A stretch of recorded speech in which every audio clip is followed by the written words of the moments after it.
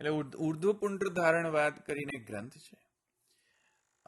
અને એમાં મને ઘણા પ્રશ્નો આવ્યા, ભાઈ તિલક કેવી રીતે કરવું અને ક્યારે કરવું, કયા દ્રવ્યથી કરવું, કેટલી જગ્યાએ કરવું,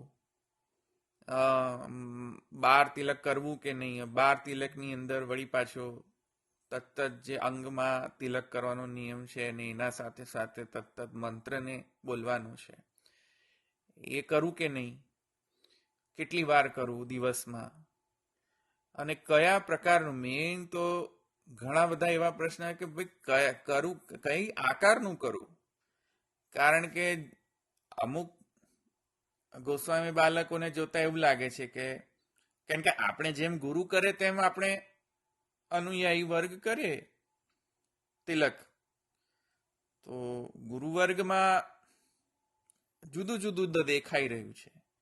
કોઈક નીચેથી ઉચ્છેદન કરી રહ્યો છે, કોઈક નીચે જે છે તે હોરિઝોન્ટલ લાઈન કરીને એને ઉચ્છેદ કરી રહ્યા છે. ઉર્ધ્વ નથી, એ પુંડ્ર એ અલગ પુંડ્ર છે. તો ઉર્ધ્વ છે કે ઉર્ધ્વ નથી, આડી લીટી છે કે ઊભી લીટી છે, ખબર જ નથી પડતી. મારે આડી લીટી કરવી કે નહીં ઊભી લીટી કરીને. તો અમુક કે છે નીચે નહીં કરો, નીચેના બે જે દંડ છે એને જોડો નહીં. અમુક કે છે નહીં જોડવા પડે. અમુક કે છે નહીં અંદર બિંદી કરવી પડે, બિંદી વગર ચાલે નહીં. અમુક કે છે બિંદી કરવાની આવશ્યકતા નથી. અમુક લોકો એમ કે છે કે નહીં આજુબાજુ તો સોરી જે દંડ છે એની અંદર બિંદી ને બીજે બધા પણ પાછા અંદર મુદ્રાઓ કરવી પડે. એટલે એક પ્રકારનો શું છે કે કન્ફ્યુઝન થઈ રહ્યું છે. કારણ કે મને ઘણા બધા એવા પ્રશ્ન મને કરવામાં આવ્યા હતા, હજુ પણ કરે છે લોકો, કે કોઈક એક તિલકનો એક પ્રકાર હજુ કોઈક સમજાવતું નથી કે તિલક કરવું કઈ રીતે. કારણ કે જુદા જુદા ઘરોમાં જુદું જુદું તિલક કરે છે, ગુરુવર્ગમાં એવું જોવા મળે છે. અને એક કન્સિસ્ટન્ટ તિલક કરવાનું જે વિધિ છે એ પ્રાપ્ત થતી નથી. ને મને તો નથી લાગતું કે કોઈ યુટ્યુબમાં કોઈક વિડીયો હોય કોઈ કે એમ કહ્યું હોય કે આમ કરીને તિલક કરો. છે કોઈ ક્યાંય છે? અચ્છા, કોઈ એમ કહ્યું હોય કે આવી રીતે કરો? મને લાગતું નથી કોઈ છે. એટલે ઇન્સ્ટેડ કે વન બાય વન એ લોકોને આન્સર આપો. મને લાગે ઉર્ધ્વ પુંડ્ર ધારણવાદ પુરુષોત્તમજીએ લખ્યો જ છે, તો શા માટે આપણે પુરુષોત્તમજીનો જ ગ્રંથ ના લઈ લઈએ, એટલા માટે લઈ રહ્યો છું. બરાબર છે. હવે બહેનોમાં એમાં શું છે કે બહેનોમાં મોસ્ટલી તો ઉર્ધ્વ પુંડ્ર કરવાનો નિયમ નથી. એટલે બહેનોને ખબર નહીં કેટલું ઇન્ટરેસ્ટિંગ લાગશે આમાં, પણ છતાંય સાંભળજો. હવે ઉર્ધ્વ પુંડ્ર ધારણવાદ છે એની જે બેકગ્રાઉન્ડ છે, આ જય શ્રી કૃષ્ણોચ્ચારણવાદની અંદર પણ મેં તમને એક બેકગ્રાઉન્ડ આપી હતી, ગ્રંથની બેકગ્રાઉન્ડ, કે ગ્રંથ કઈ રીતે લખાયો, કયા બેકગ્રાઉન્ડમાં લખાયો. તેવી જ રીતે ઉર્ધ્વ પુંડ્ર ધારણવાદ છે તે પુરુષોત્તમજીના અવતારવાદાવલીના ગ્રંથના અંતર્ગત એમાંનો એક લઘુ ગ્રંથ છે. અને તો આનો બેકગ્રાઉન્ડ એ છે કે કેમ કે અપય દીક્ષિતનો જે બેકગ્રાઉન્ડ મેં તમને પહેલા પણ આપ્યો તો એક શૈવ, માયાવાદી શૈવ તે પુરુષોત્તમજીને શાસ્ત્રાર્થ કરવા માટે તેણે ઇન્વાઇટ કર્યા કે ભાઈ તમારા સંપ્રદાયમાં તો આ બધું શાસ્ત્રથી વિરુદ્ધ થઈ રહ્યું છે, અને વૈષ્ણવ જે મૂળ વૈષ્ણવ સંપ્રદાય છે એ પણ અશાસ્ત્રીય છે, તો વગેરે વગેરે બધું બેકગ્રાઉન્ડ છે. તેના બેકગ્રાઉન્ડમાં આ ગ્રંથની રચના કરવામાં આવી છે પુરુષોત્તમજીએ, જ્યાં અપય દીક્ષિત જેવા જે પ્રતિવાદીઓ છે, પૂર્વ પક્ષીઓ છે, જે યા તો શૈવવાદીઓ છે યા તો શૈવ માયાવાદીઓનો જે મિશ્રણ છે તેવા વ્યક્તિઓ છે પૂર્વ પક્ષીઓ, યા તો સ્વયં અપય દીક્ષિતે પણ આવી રીતે બધા જે પૂર્વ પક્ષો કર્યા હતા, તો એના રિસ્પોન્સમાં આ ઉર્ધ્વપુંડ્ર ધારણવાદ કરીને ગ્રંથ લખાયો છે. તો એમાં અપય દીક્ષિત એમ કહ્યું કે ઉર્ધ્વપુંડ્ર નહીં પણ ત્રિપુંડ્ર ધારણ કરવાનો નિયમ શાસ્ત્રમાં છે. ઉર્ધ્વપુંડ્ર ધારણ કરવાનો નિયમ શાસ્ત્રમાં નથી. એટલે કે જે વૈષ્ણવ લોકો ઉર્ધ્વપુંડ્ર કરે છે એટલે ઊભી લીટીઓ, ઉર્ધ્વપુંડ્ર એટલે ઊભી લીટીઓ, વર્ટિકલ લાઇન્સ. આ ખ્યાલ આવે છે ને સંસ્કૃતમાં? ઉર્ધ્વપુંડ્ર એટલે વર્ટિકલ લાઇન, નોટ હોરિઝોન્ટલ. તો અને ત્રિપુંડ્ર એટલે 3 લાઇન્સ, 3 હોરિઝોન્ટલ લાઇન્સ. આ ખ્યાલ આવે છે ને? હું એકદમ સિમ્પલ સાદી ભાષામાં સમજાઈ રહ્યો છું. ઉર્ધ્વ એટલે કે ઉપર જતી સ્ટ્રેટ લાઇન્સ, વર્ટિકલ લાઇન, અને ત્રિપુંડ્ર એટલે કે વર્ટિકલ 3 લાઇન્સ. તો ત્રિપુંડ્ર ધારણ કરવાનો અહીંયા અપય દીક્ષિતે એના ગ્રંથમાં કહ્યું કે વૈષ્ણવ સંપ્રદાયોમાં જે ઉર્ધ્વપુંડ્ર કરવાનો જે નિયમ છે સર્વથા અશાસ્ત્રીય છે અને નરકગામી છે. તે લોકોએ બધાએ જ સર્વ જે વૈદિક અનુયાયી છે તેમણે ત્રિપુંડ્ર ધારણ કરવો જોઈએ, ઉર્ધ્વપુંડ્ર નહીં.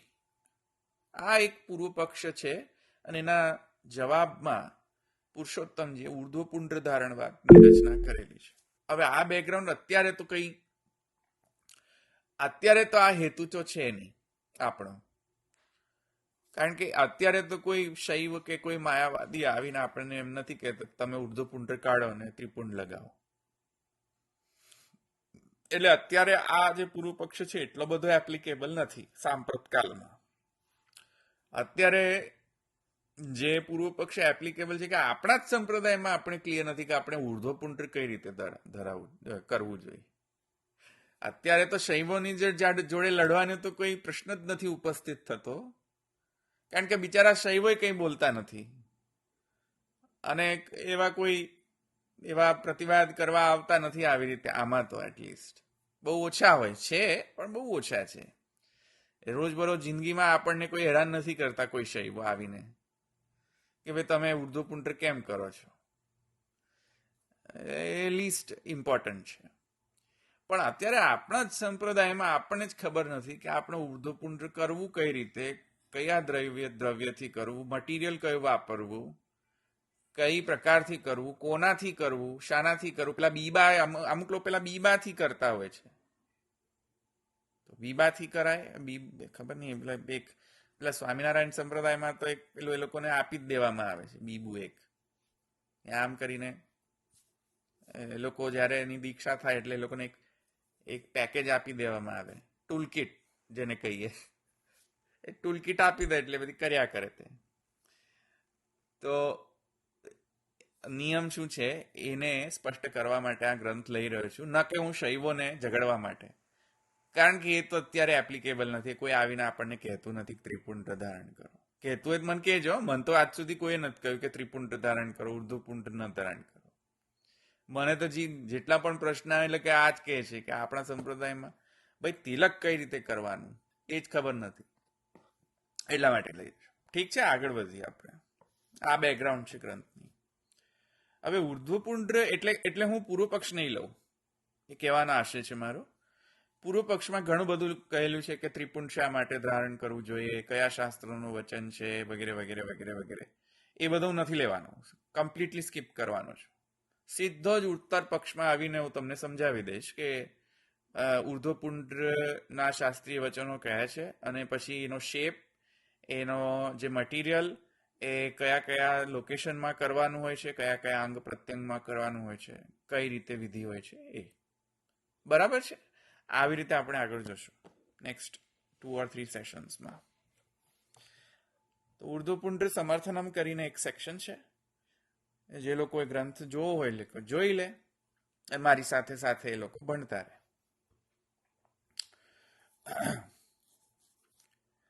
એમાં એમ કહે છે કે ઉર્ધ્વપુંડ ધારણ કરવાનો પ્રથમ તો એક શાસ્ત્રીય વચન એ છે વાસુદેવોપનિષદ. ઉપનિષદના અંદર ઉર્ધ્વપુંડ નો વિચાર કરવામાં આવ્યો છે કે કઈ રીતે કરવો, ઉર્ધ્વપુંડ કરવો, કોને કરવો, કોણ અધિકારી છે, વગેરે વગેરે. અને ત્યાં વાસુદેવોપનિષદની અંદર કહેવામાં આવ્યું છે. આ હું બહુ વધારે નહીં લઉં કારણ કે આમાં બહુ એપ્લિકેબલ નથી, કારણ કે જે મેં તમને કહ્યું કે એમાં કોઈ આપણને કન્વિન્સ કરવાની જરૂર નથી કે તિલક કરવું જોઈએ કે નહીં, પણ છતાંય કરી દઈશ. ઓમ નમસ્કૃત્ય ભગવાન નારદ સર્વેશ્વરમ વાસુદેવમ પ્રપચ્છ ભગવન ઊર્ધ્વપુંડ્ર વિધિમ દ્રવ્ય મંત્ર સ્થાનાદિ સહિતમ મે બ્રુહિ. આ નારદજીએ ભગવાનને પ્રશ્ન પૂછ્યો, હે સર્વેશ્વર વાસુદેવ, હે ભગવાન, આ ઉર્ધ્વપુંડ્રની વિધિ અમને કહો. ઉર્ધ્વપુંડ્રનો દ્રવ્ય એટલે કે એનું મટીરિયલ, કયા મટીરિયલથી કરવું જોઈએ? ગોપીચંદનથી કરવું જોઈએ, કુમકુમથી કરવું જોઈએ, મૃતિકાથી કરવું જોઈએ, શાનાથી, જલથી કરવું જોઈએ? કારણ કે ઘણા બધા પ્રકારના તિલક નો વિધિ છે. જલનો તિલક છે, ગોપીચંદન, તુલસીજીના જે મૃતિકા છે તે મૃતિકાથી પણ કરવાનો નિયમ છે, કસ્તુરીનો નિયમ છે, કુમકુમનો નિયમ છે, ઘણા બધા પ્રકારના છે. ભાઈ વિધિ શું છે, દ્રવ્ય શું છે, મંત્ર શું છે, સ્થાન શું છે, કોને કરવું જોઈએ, કેવા પ્રકારનું કરવું જોઈએ, શેપ કેવો છે, આ બધા, અને કેવું ન કરવું જોઈએ. વિધિ અને નિષેધ બંને. એટલે કે કેવું કરવું જોઈએ તો ઠીક છે, પણ કેવું ન કરવું જોઈએ એ પણ કહો અમને. એ નારદજી ભગવાન વાસુદેવ ભગવાનને પૂછે છે. ઉર્ધ્વપુંડ્ર વિધિમ દ્રવ્ય મંત્ર સ્થાનાદિ સહિતમ મેં બ્રુહિ, અમને કહો. તો ભગવાન ત્યાં કહે છે કે તમહ ઉવાચ, ભગવાન વાસુદેવ વૈકુંઠ સ્થાનોદ્ભવમ મમ પ્રીતિકરમ મદ્ભક્તૈ બ્રહ્માદિભે ધારિતમ. વૈકુંઠ સ્થાનમાંથી જેનો ઉદ્ભવ થયો છે અને અમારા ભક્તો દ્વારા અતિ પ્રિય છે, અમારા ભક્તો દ્વારા ધારિત છે, જે ઉર્ધ્વપુંડ બ્રહ્મા આદિ પણ ધારણ કરે છે. અને અમારા જે ભક્તો દ્વારા જેને ધારણ કરવામાં આવી રહ્યું છે એવો ઉર્ધ્વપુંડ જે છે અતિ મને પ્રીતિકર છે, મને ખૂબ ગમે છે. જે લોકો ઉર્ધ્વપુંડ કરે છે એવા લોકો મને બહુ જ પ્રિય છે, એમ ભગવાન કહે છે. એટલે પહેલામાં પહેલું એ જ્યારે પણ આપણે ભગવત કાર્ય કરતા હોઈએ, અથવા તો શક્ય હોય તો આપણે ઉર્ધ્વપુંડ આપણે ડેફિનેટલી સંપ્રદાયના જે મુદ્રા ધારણ છે એમાંનું આ એક જે નિયમ છે તે કરવો જોઈએ, આપણે એનું પરિપાલન કરવું જોઈએ.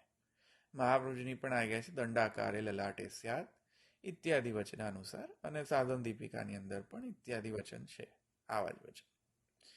તો આપણે પણ કરવું જોઈએ. અને બની શકે તો જ્યારે આપણે લૌકિક કાર્ય, કારણ કે લૌકિક કાર્યની અંતર્ગત આ નિયમ નથી.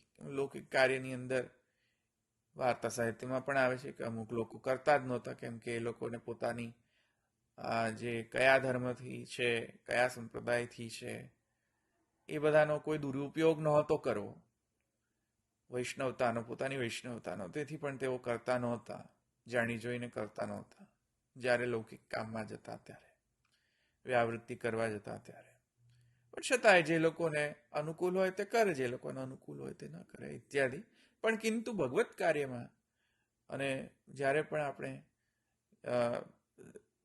અને ભક્તનો તો અલગ જ નિયમ છે, પણ એની આ જે છે તે અહીંયા મમ પ્રીતિકરમ મદભક્તૈ બ્રહ્માદિભિર ધારિતમ, તેમ ભગવાનના વચન છે.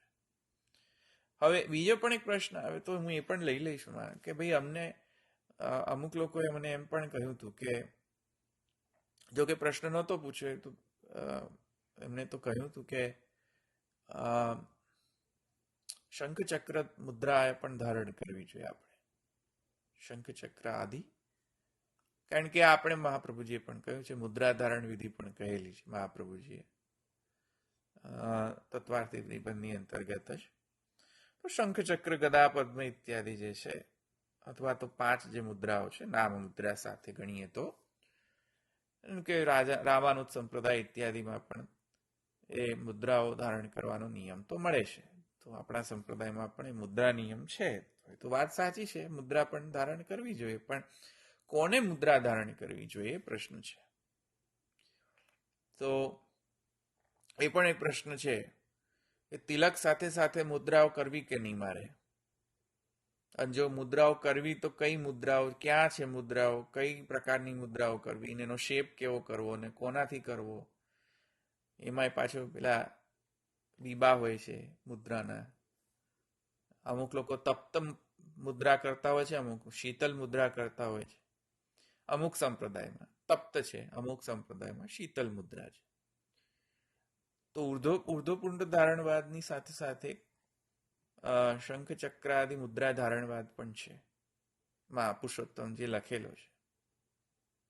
એ પણ હું અહીંયા સાથે આવરી લઈશ, એટલે તે લોકોના પ્રશ્નો સમાધાન થઈ જાય. આગળ ઇતિ ઉપક્રમ્ય ગોપીચંદન આખ્યમ દ્રવ્યમ પ્રથમ કંડિકાયામ ઉક્ત્વા દ્વિતીય કંડિકાયામ અથ ગોપીચંદનમ નમસ્કૃત્ય ઉદ્ધૃત્ય હે ગોપીચંદન, હે પાપજ્ઞ, હે વિષ્ણુદેવ સમુદ્ભવ, ચક્રાંકિત, હે ગોપીચંદન તમને નમન, નમસ્તુભ્યમ ધારણા મુક્તિદો ભવ.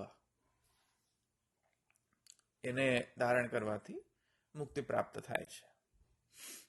હે ગોપીચંદન, ગોપીચંદનને પાપજ્ઞ કહેવામાં આવે છે, જેનાથી પાપ દૂર થાય છે. ગોપીચંદનને વિષ્ણુદેહથી જેનો ઉદ્ભવ થયો છે, આનંદ કરપાદ મુખોદર આદિ ઇત્યાદિ વત જે વપુ છે ભગવાનના, એમાંથી ઉદ્ભવ થયો છે ગોપીચંદન.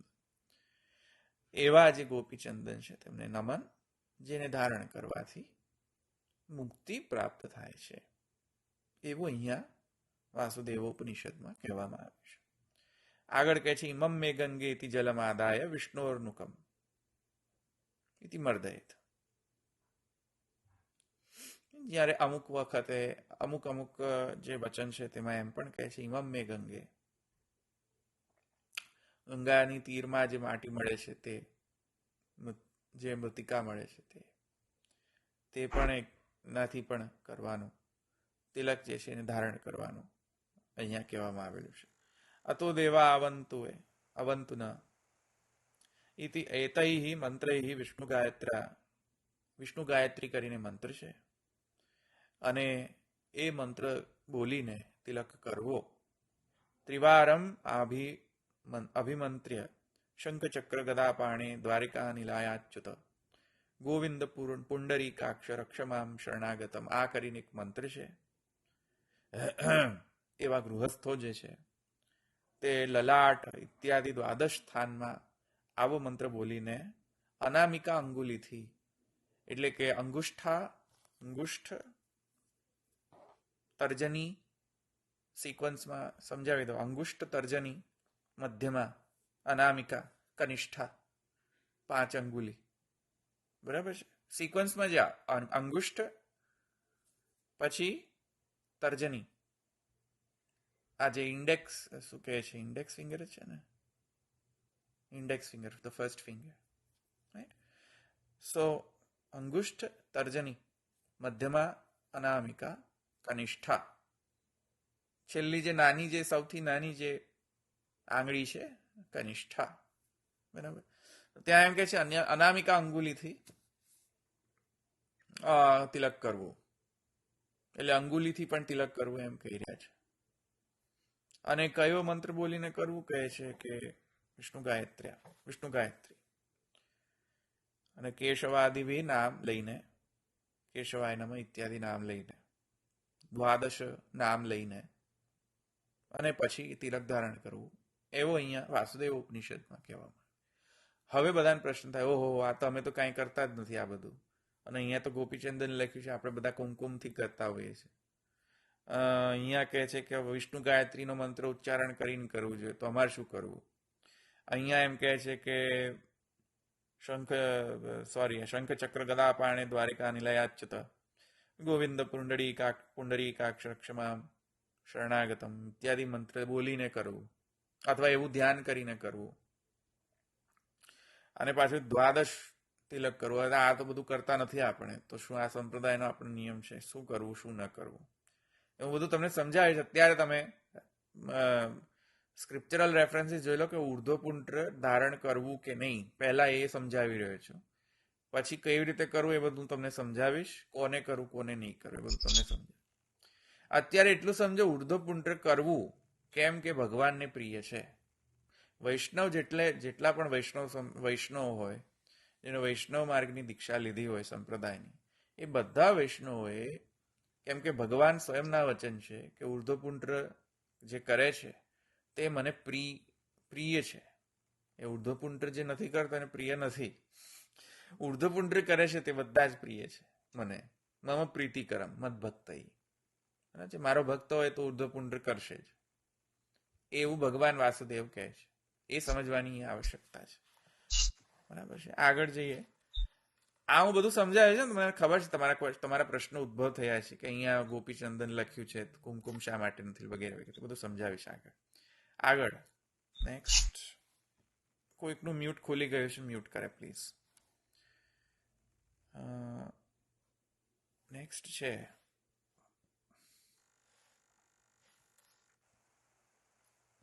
હા આગળ વાસુદેવ ઉપનિષદમાં કહે છે બ્રહ્મચારી વાનપ્રસ્થોવા લલાટ કંઠ હૃદય બાહુમૂલેશુ વૈષ્ણવ ગાયત્ર્યા કૃષ્ણાદિ પંચનામ વાધારયેત. ત્યાં પછી એમ કહે છે કે બ્રહ્મચારી અને વાનપ્રસ્થ જે છે, આશ્રમમાં જે લોકો છે, તે લોકોએ લલાટ એટલે ભાલ ઉપર, કપાળ ઉપર, કંઠ, હૃદય અને બાહુમૂલમાં વૈષ્ણવ ગાયત્રી દ્વારા, એટલે કે આજે મેં તમને મંત્ર કહ્યો, વૈષ્ણવ ગાયત્રી દ્વારા કૃષ્ણ નામ ઇત્યાદિ જે છે, કેશવાદી નામ છે, એવા 5 નામથી 5 તિલકો 5 જગ્યાએ કરવા. આવું વાસુદેવ ઉપનિષદમાં પ્રથમ કંડિકાયાથી લઈને દ્વિતીય કંડિકા સુધીનો આ રેફરન્સ છે, શ્રૌત રેફરન્સ. બરાબર છે. આગળ કહે છે યતિસ્તુ તર્જન્યા શિરો લલાટ હૃદયેસુ પ્રણવેન ધારયેત. યતિ જે હોય, જે લોકો સંન્યાસી છે, યતિ છે, એ લોકોએ તર્જન્યા શિરો લલાટ હૃદયેસુ પ્રણવેન ધારયેત. તર્જનીથી તિલક કરવું. અને ક્યાં કરવું? શિરો લલાટ હૃદયેસુ. આવી રીતે 3 જગ્યાએ પ્રણવ ઓમકારનો પ્રણવનો ઉચ્ચાર કરીને ધારણ કરવો. આવી રીતે બીજી એક વિધિ મળી રહી છે. પછી આગળ કહે છે બ્રહ્માદય ત્રયો મૂર્તય તિસ્રો વ્યાહતય ત્રીણી છંદાંસી ત્રયો અગ્નયો જ્યોતિષ્મંત ત્રય કાલા તિસ્રો અવસ્થા ત્રય આત્માન પુંડ્રાહ ત્રય ઊર્ધ્વાકારાહ અકારઃ ઉકારઃ મકારઃ એતે પ્रणवमयो ऊर्ध्वपुण्ड्राः त्रयात्मकाः तदेतत् ओमिति एकत्वं संभावयन् परमहंसः ललाटे प्रणवेन एकम પુંડ્રમ ઊર્ધ્વપુંડ્રમ ધારયેત. એટલે ત્રિપુંડ ધારણ કરવાનું કહ્યું નથી, અહીંયા ઊર્ધ્વપુંડ્ર ધારણ કરવાનું કહ્યું છે, એવું અહીંયા નિશ્ચિત થાય છે. એમાં કહે છે બ્રહ્માદય ત્રયો મૂર્તયા, 3 મૂર્તિ છે. બ્રહ્મા વિષ્ણુ મહેશ એવા 3 ગુણાવતાર રૂપ 3 મૂર્તિ દેવ મૂર્તિઓ છે. તિસ્રો વ્યાહતે 3 વ્યાહતીઓ છે. ત્રીણી છંદાંસી 3 છંદો છે. ત્રયો અગ્નયો જ્યોતિષ્મંત 3 પ્રકારની અગ્નિ છે. ત્રય કાલા 3 પ્રકારના કાલ છે. તિસ્રો અવસ્થા 3 પ્રકારની અવસ્થા છે, જાગૃત સ્વપ્ન સુષુપ્તિ ઇત્યાદિ. ત્રય આત્માન 3 આત્મા છે. એવી જ રીતે ત્રય પુંડ્રાહ 3 પુંડ્ર છે. ત્યાં પેલો શૈવ આવીને કે જોયું 3 પુંડ્રો છે, ત્રિપુંડ્રનું વાત કરી કે નહીં? ત્યારે વાસુદેવ ઉપનિષદ કહે છે અરે મતિ ભ્રષ્ટ થઈ ગઈ, ત્રિપુંડ્રની વાત નથી કરી, ત્રયઃ પુંડ્રા ઊર્ધ્વાકારાઃ એમ કહ્યું છે. આ સમજમાં આવે છે પુરુષોત્તમજી કેમ લખ્યું? બરાબર છે. કોઈ કેમ કે ઓહો આ તો ત્રિપુંડ્ર ધારણ કરવાનું કે ત્રયઃ પુંડ્રા 3 પુંડ્રા 3 લાઈન કરવાનું કહ્યું છે. તો કહે છે નહીં નહીં, 3 લાઈન નહીં, હોરિઝોન્ટલ લાઈન નહીં, અહીંયા 3 પ્રકારના ઉર્ધ્વપુંડ્રની વાત કરવામાં આવી રહી છે, 3 લાઈનની નહીં. પુંડ્રાહ ત્રયઃ ઉર્ધ્વાકાર, બધા ઊંઘી ના જતા, બધા સુઈ ના જતા, સાંભળો છો ને બધા? પુંડ્રાહ ત્રયઃ ઉર્ધ્વાકારાઃ અકાર મકાર ઉકાર મકારઃ.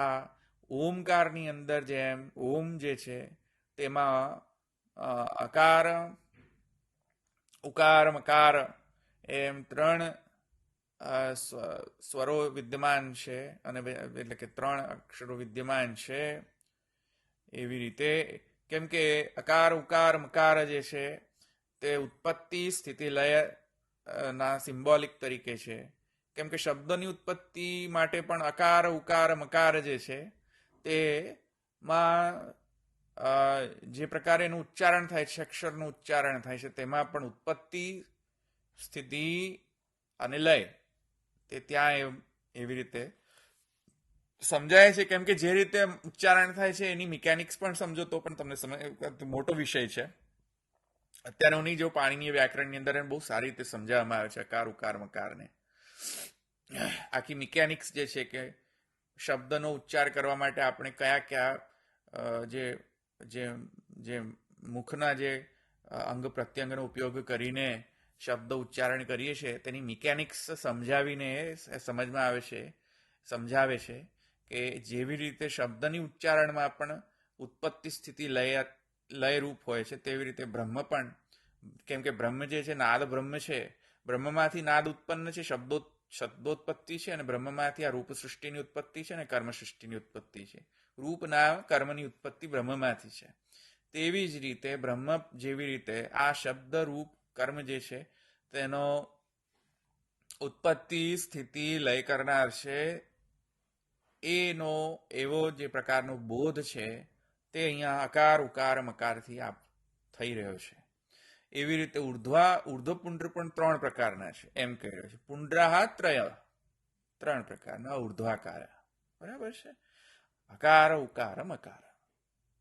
એ 3 પ્રકારના ઉર્ધ્વપુંડ્ર જે છે પ્રણયમય છે, ઓમકારમય છે એમ કહે છે. જો એ તે પ્રણવમય ઉર્ધ્વપુંડ્રા ન તો ત્રિપુંડ્રા, બરાબર છે? ત્રિપુંડ્ર નહીં ધારણ કરવાનું, વૈષ્ણવે તો ઉર્ધ્વપુંડ્ર કરવાનું. ત્રયાત્મકા, એવું ત્રયાત્મક ઉર્ધ્વપુંડ છે, એવો ત્રયાત્મક ઉર્ધ્વપુંડ છે તે પરમહંસો પોતાના લલાટે પ્રણવ દ્વારા ઓમકાર દ્વારા ધારણ કરે છે.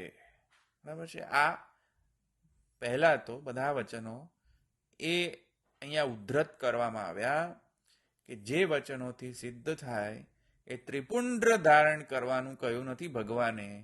ભગવાને સાક્ષાત કહ્યું છે કે ઉર્ધ્વપુંડ્ર ધારણ કરો. બરાબર છે? આ સિદ્ધ થાય છે. હવે આગળ બીજા બધા હું સંશય લઈશ હમણાં, પણ અત્યારે તો એટલું સિદ્ધ થાય છે કે ઉર્ધ્વપુંડ્ર તો આવશ્યક છે. બરાબર? ઠીક છે, આગળ જઈએ. ચાલો હવે તો ખબર પડી ગઈ કે ચાલો ભાઈ ત્રિપુંડ્ર તો નથી પણ ઉર્ધ્વપુંડ્ર છે. તો શું કરવું હવે? ધારણ કઈ રીતે કરવું, કોને કઈ રીતે ધારણ કરવું ભાઈ? તો કહે છે કે અચ્છા હવે થોડા ત્રિપુંડ્ર ધારણવાદીઓ આવીને કહે છે કે ભાઈ આ તો ખાલી વાસુદેવ ઉપનિષદમાં કહ્યું છે ભાઈ, પણ એક તો આ ખબર નહીં. 1 મિનિટ હા ભાઈ, 1 સેકન્ડ. સો અનફ્લેક્સિબલ. gosh, anyhow, તો હા, તો એ લોકોએ કહ્યું કે અચ્છા આ તો ભાઈ ઉર્ધ્વપુંડ્ર જે છે એ તો વાસુદેવ ઉપનિષદમાં જ ખાલી કહેવામાં આવ્યું છે, પણ અમારા જે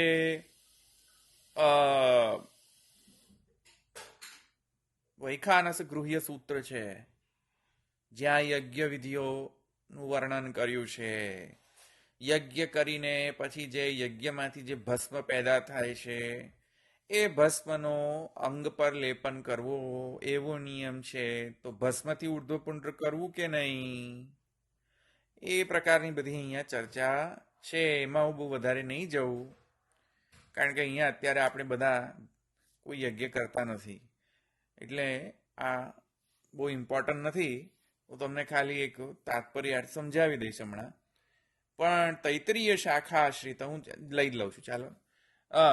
ઇતિ તદ વિધે ઉક્તત્વાત ન ચ પ્રસિદ્ધ શાખાસુ તસ્યાહ ઉપનિષદ અનુપલંભાદ અપ્રામાણ્યમ આશંક્યમ સંપ્રદાય અધ્યયન રહિતાનામપી ખિલ શાસ્ત્રસ્થ મંત્રાણામ શિવ સંકલ્પાદીનામ તત્ર તત્ર કર્મણિ શિષ્ટકૃત વિનિયોગ દર્શનવદ અસ્યાપી તત્તદ્દેશસ્થાન અદ્વૈત બ્રહ્મ તત્વવાદી સંગૃહિત પુસ્તકેષુ અવગમ્યમાનત્વેન કાલાગ્નિ રુદ્રોપનિષદવદ આદર દર્શના. એ કહે છે વાસુદેવ ઉપનિષદની અંદર વૈષ્ણવ સંપ્રદાય માટે વૈષ્ણવે શું કરવું જોઈએ એવું સ્વયં ભગવાન વાસુદેવે કહ્યું છે. ઉર્ધ્વપુંડ્ર કરવું જોઈએ. હવે શૈવ લોકોને શિવ સંપ્રદાય ઇત્યાદિ શૈવ સંપ્રદાય માટે ત્રિપુંડ્ર કહ્યું હોય તો ભાઈ એ લોકોએ શિવ સંપ્રદાયને અનુલક્ષીને, કેમ કે શિવના ભક્ત છે તો શિવની આજ્ઞા છે, તો એ શૈવ સંપ્રદાય માટે કરેલો છે આજ્ઞા ત્રિપુંડ્ર. વૈષ્ણવ સંપ્રદાય માટે ત્રિપુંડ્ર ધારણ કરવું નહીં એવું સિદ્ધ થાય છે. મુખ્ય તાત્પર્યાર્થ અહીંયા સમજી લો. બરાબર. આગળ કહે છે તૈત્રીય શાખાશ્રિત વૈખાન સાખ્ય ગૃહ્ય સૂત્રેપી ભૂતિ સ્મા ઇતિ ભસ્મ ગૃહીત્વા લલાટ હૃદય બાહુ કંઠાદિમ આદિત્ય સોમો મનઃ ઇતિ ઊર્ધ્વાંગમ આલિપ્ય આપોહિષ્ઠા ઇતિ સંપ્રોક્ષ્ય યત્તે અગ્ને તેજસ્તેન ઇત્યાદિભિઃ અગ્નિમ વગેરે વગેરે આદિત્યમ ઉપતિષ્ઠતે વૈખાનસ ગૃહ્ય સૂત્રની અંદર ઉપસ્થાનંગત્વેન તદ્વિહિતમ તદેવ આશ્રિત્ય દ્રવિડ દેશસ્થૈઃ યાજ્ઞિકૈઃ અગ્નિહોત્રાનંતરમ તદીય ભસ્મના ઉર્ધ્વપુંડ્રમ ધ્રિયમાણમ દૃશ્યતે. હવે એનું શું કરવું ભાઈ મારે? શું કહે છે કે તૈત્રીય શાખામાં જે આશ્રિત હોય, જે લોકો તૈત્રીય શાખા તો હોય, બ્રાહ્મણો દ્વિજોગણો, એવા જે તૈત્રીય શાખાશ્રિત અને એમાં એ પાછા વૈખાનસ આગમોમાં જે એનું અનુસરણ કરનારા, એમાં જે એના જે ગૃહ્ય સૂત્રો છે, જેમાં યજ્ઞ વિધિઓ હોમ વિધિ કરવાની આખી પ્રોસેસ કહેલી હોય. ગૃહ્ય સૂત્ર એટલે કે જ્યાં આખા યજ્ઞોની આખી ડિટેલ પ્રોસેસ વિધિ કહેલી હોય. આમ કરો પછી આમ કરો, આમ કરો, આખી પ્રોસેસ ડિસ્ક્રાઇબ કરેલી હોય. તે પ્રોસેસની ડિસ્ક્રિપ્શનમાં એમ કહે છે કે યજ્ઞ પતી જાય, યજ્ઞનો કન્ક્લુઝન થઈ જાય પછી દ્રવિડ દેશમાં આવી રીતે એક વિધિ મળે છે. દ્રવિડ દેશ સ્થિત જે યાજ્ઞિકો છે, એટલે કે સાઉથ ઇન્ડિયાની અંદર જે બધા યાજ્ઞિકો છે, પોતે બધા અગ્નિહોત્ર કર્યા પછી એ જે અગ્નિહોત્રની જે ભસ્મ છે એ ભસ્મ દ્વારા ઉર્ધ્વપુંડ્ર કરતા દેખાઈ રહ્યા છે લોકો. એનું મારે શું કરવું? મારે ભસ્મથી ઉર્ધ્વપુંડ્ર કરવું? બરાબર, આ ખ્યાલ આવ્યો ક્વેશ્ચન? તો પુરાણેશ્વપી દ્રશ્યતે, પુરાણમાં આપણે એનું વર્ણન મળે છે. અને ક્યાં ગયું પાછું એ? હા, દ્રવિડ દેશસ્થૈઃ યાજ્ઞિકૈઃ અગ્નિહોત્રાનંતરમ તદીય ભસ્મના ઉર્ધ્વપુંડ્રમ ધ્રિયમાણ દૃશ્યતે. ત્યાંના લોકો એવી રીતે ઉર્ધ્વપુંડ્ર કરતા હોય છે. મારે શું કરવું?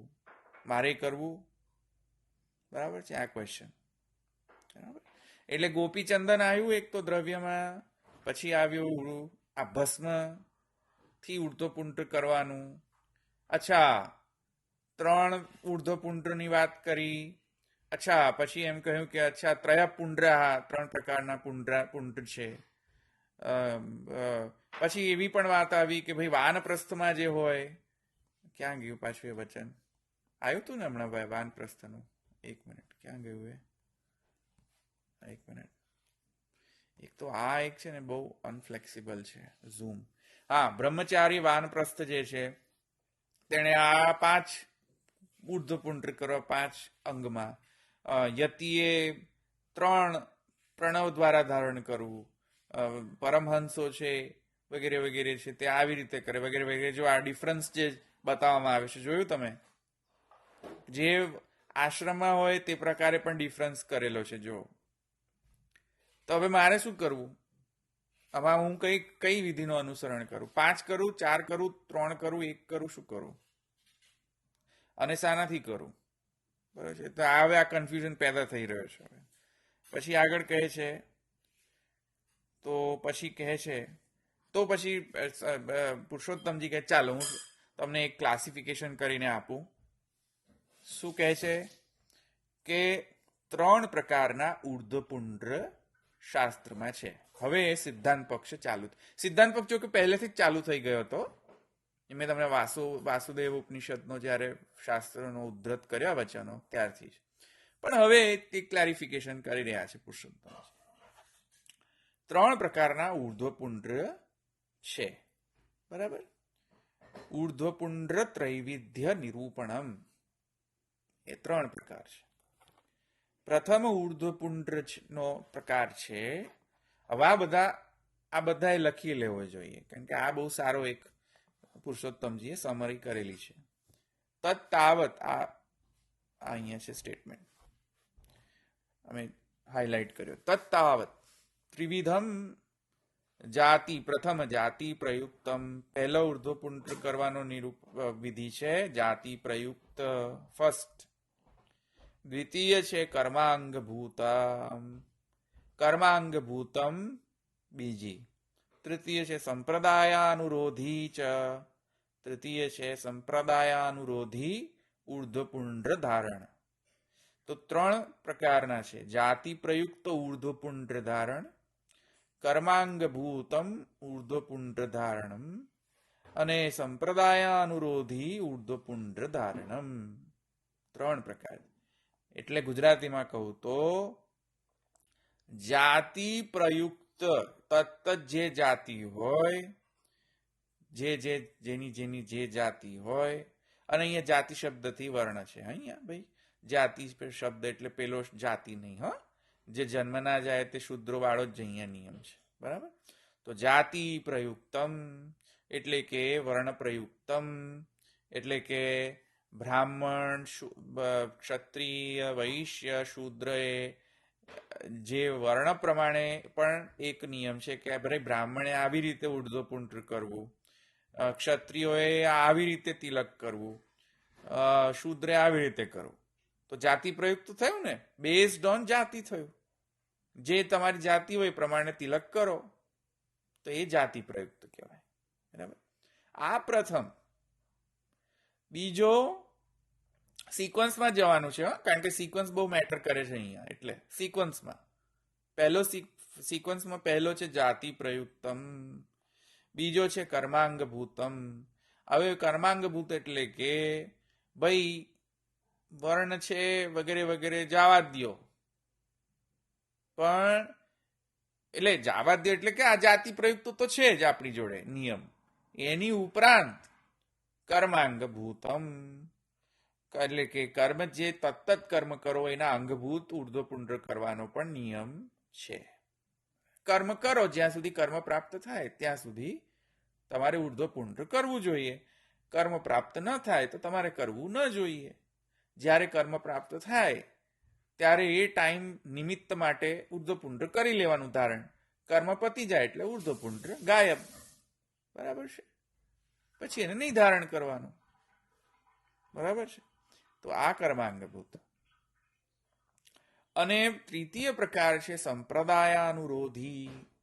તત્ત તમે જે સંપ્રદાયમાં સંકળાયેલા હોવ, કેમ કે સંપ્રદાય જે છે એ સમ્યક જેનું મંત્ર દ્વારા પરંપરા દ્વારા ભગવાન નારાયણથી ઉદ્ભૂત જે સમ્યક પરંપરા છે, જેનાથી મંત્રાદિનું દાન થાય છે, એને સંપ્રદાય કહેવાય. ગટ્ટુલાલાજીનો સત્સિદ્ધાંત માર્તંડ, એમાં ગટ્ટુલાલાજીએ સંપ્રદાય શબ્દની વ્યાખ્યા કરી છે. સમ્યક સંપ્રદાન એટલે કે સમ્યક દાન, એટલે સમ્યક દાન એટલે સારી રીતે થયેલો દાન. સારી રીતે થયેલો દાન એટલે ભાઈ સારી રીતે એટલે કે પરંપરા દ્વારા નારાયણ થી જેનો ઉદ્ભવ થયેલો હોય, જેમાં મૂળ આચાર્ય નારાયણ હોય એવા, અથવા તો પુરુષોત્તમ શ્રી કૃષ્ણ હોય એવા જે મૂળ આચાર્ય જે શ્રી કૃષ્ણ છે, પુરુષોત્તમ છે, તેના દ્વારા ઉદ્ભૂત અને એવા આચાર્ય પરંપરાના અંતર્ગત મંત્ર, સાધન, ફલ, સિદ્ધાંત, વેદાંત વિચાર, વેદાંત સિદ્ધાંત, મુદ્રા, તિલક, આ બધાની જે પ્રાપ્તિ થાય એના દ્વારા મોક્ષ પ્રાપ્તિ થાય. મોક્ષ અહીંયા જુદા જુદા અર્થ છે, પણ કિંતુ ડેફિનેશનમાં એવા શબ્દો વપરાયેલા છે. પણ એની નિશ્રેયસ સાર્થ જે થાય, મોક્ષ પ્રાપ્ત થાય એવી જે શુદ્ધ મૂળ પરંપરા દ્વારા જે પ્રકટિત એવા જે માર્ગો છે તેને સંપ્રદાય કહેવાય.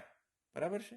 તો સંપ્રદાય અનુરોધી, તો સંપ્રદાયનાથી અનુરોધી જે સંપ્રદાયના નિયમના અંતર્ગત જે તિલક વિધિ આ પ્રાપ્ત થાય છે એ તૃતીય પ્રકાર તિલકનો. બરાબર? આ 3 પ્રકાર કયા પુરુષોત્તમજીએ. અચ્છા, હવે પ્રશ્ન થાય કે મારે કયા પ્રકારના અંતર્ગત કરવું? આપણે સૌએ, બરાબર છે, કેમ કે આપણે પુષ્ટિ સંપ્રદાયથી છીએ. રુદ્ર સંપ્રદાય પણ કહેવાય છે અને પુષ્ટિ સંપ્રદાય પણ કહેવાય છે, વાલ્લભ સંપ્રદાય પણ કહેવાય છે. તો આપણે કયા આ 3 પ્રકારમાંથી આપણે કયા પ્રકારનું અનુસરણ કરવું જોઈએ? તો કોઈ પૂર્વ પક્ષ જો આવે કે સંપ્રદાય અનુરોધી તો થર્ડ છે સિક્વન્સમાં, પણ પહેલો સિક્વન્સમાં શું છે? જાતિ પ્રયુક્ત.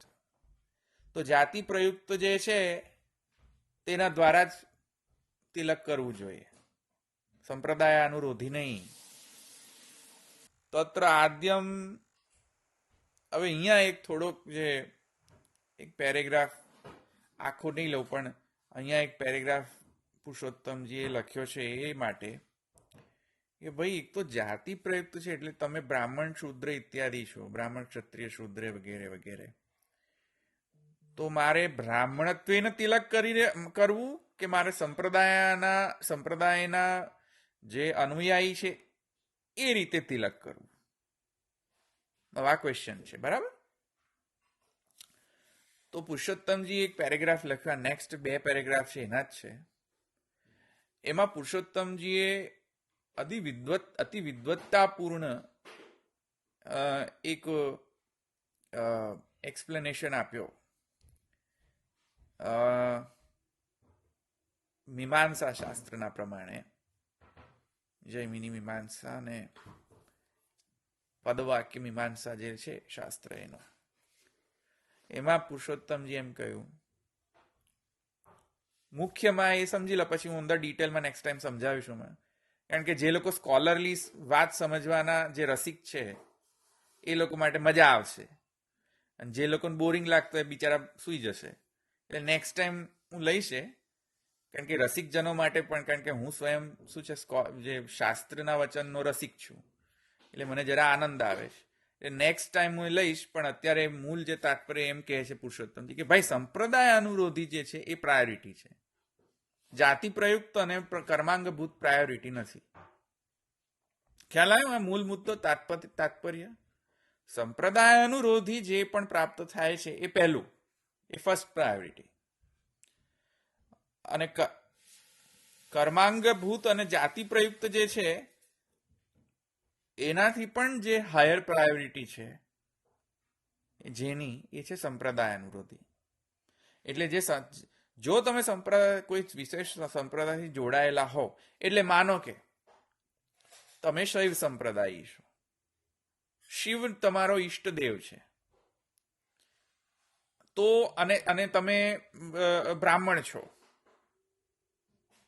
અથવા બીજો એક્ઝામ્પલ આપું, શુદ્ર છો ચાલો, અને શિવ સંપ્રદાયના અનુયાયી છો, શૈવ સંપ્રદાય, તો જાતિ પ્રયુક્તના હિસાબે જો જશો ને તો શૂદ્રને ખાલી એક બિંદી કરવાની કહી છે, ઉર્ધ્વપુંડ કરાય જ નહીં શૂદ્રે. ખ્યાલ આવ્યો તમને હું શું કહું છું? જાતિ પ્રયુક્ત જો કરો તો શૂદ્રે ખાલી હા જો તો નીચે જ લખેલું છે, વર્તુલમ શુદ્ર જાતિ શું, ખાલી વર્તુલ કરવાનો જ નિયમ છે શુદ્ધ. પણ અહીંયા કહે છે કે ઉર્ધ્વપુંડ તો ખાલી બ્રાહ્મણ માટે છે ભાઈ, શૂદ્રો માટે છે જ નહીં ઉર્ધ્વપુંડ. કેમ કે બ્રહ્મપુરાણમાં કહે છે ઉર્ધ્વપુંડ્રમ દ્વિજઃ કુર્યાત, ક્ષત્રિયસ્તુ ત્રિપુંડ્રકમ, ક્ષત્રિયોએ ત્રિપુંડ્ર ધારણ કરવું જોઈએ, અને અર્ધચંદ્રંતુ વૈશ્યાનામ, વૈશ્યોએ અર્ધચંદ્ર કરવો જોઈએ, અને બધાએ આડો તિલક કર્યો. તો મેં કહ્યું આ કયો સંપ્રદાય છે? મેં કહ્યું, મેં એમને પૂછ્યું ભાઈ આ હું પુષ્ટિ સંપ્રદાયમાં જ છું ને, આ ગુસાઈજીની જ બેઠક છે ને, ગોકુલનાથની જ બેઠક છે ને? તો હા ગોકુલનાથજીની છે બેઠક. તો મેં કહ્યું આ કયો સંપ્રદાય છે, આડું તિલક કર્યું છે? તો નહીં કે અમે તો આ જ કરીએ છીએ આડું. એટલે એ લોકો વામ માર્ગી છે, તદ્દન વિરોધી છે આ શાસ્ત્રથી તદ્દન વિરુદ્ધ જતી વાત છે. આડું તિલક આપણા માર્ગમાં નથી કરવામાં આવતું. ઓકે, સો એટલું જ હું કહેવા માંગી રહ્યો છું.